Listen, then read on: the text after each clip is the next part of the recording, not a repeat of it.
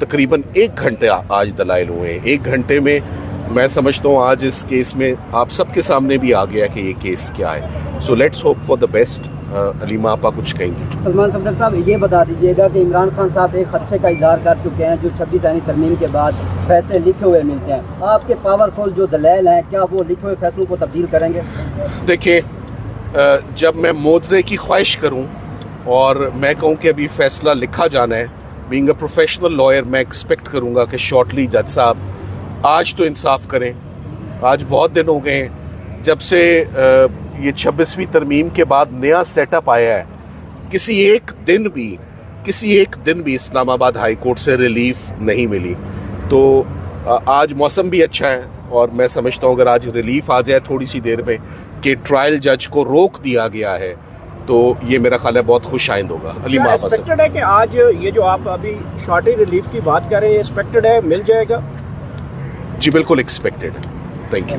अलीमा खान साहब क्या कहेंगे आज आप के तकाज़े पूरे नहीं कर रहे, जो चार दफ़ा इमरान खान और बुशरा बीबी को एक ही केस में बारी बारी बुला रहे हैं।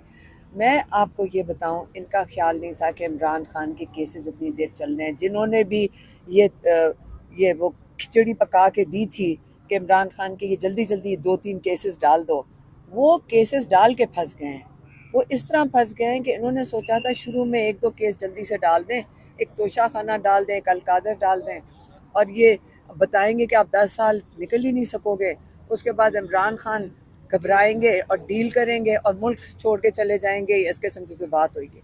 प्रॉब्लम इनको साथ ये हुआ है, ये जो सारा जस्टिस सिस्टम जो इस वक्त का बना हुआ है, जिसके लिए 26वीं तरमीम आई है, कि जो केसेस इमरान खान और बुशरा बीबी पे बनाए थे, वो जब चलना शुरू हुए हैं तो सलमान सफदर साहब ने, जिस तरह हम सबको समझ आई है केसेस की, जब वो घसीटना कोर्ट में मुसीबत पड़ गई है, जजेस को भी, प्रोसिक्यूशन को भी, हर केस जाकर इतनी बुरी तरह वो कहते हैं ना कि एक्सपोज होना शुरू हो गया, उसकी कमज़ोरियाँ एक्सपोज हुई हैं कि अब आके यहाँ जो आज दलाइल दे रहे थे सलमान सफदर साहब, मुझे तो जज साहब पे तरस आ रहा था कि वो कितनी मुश्किल में फंस गए कि इतना ज़बरदस्त उन्होंने अब दे दिया। गन्ने से भी हमें भी समझ आ गई गन्ना कितनी दफ़ा अंदर डाला है, लेकिन अब जज साहब की कितनी मजबूरी होगी। ये सोचें कि सारा लॉ वगैरह सारे दलाइल आ गए सामने, और जज साहब अब क्या करेंगे? उन्होंने कहा मैं नोटिस करूँगा।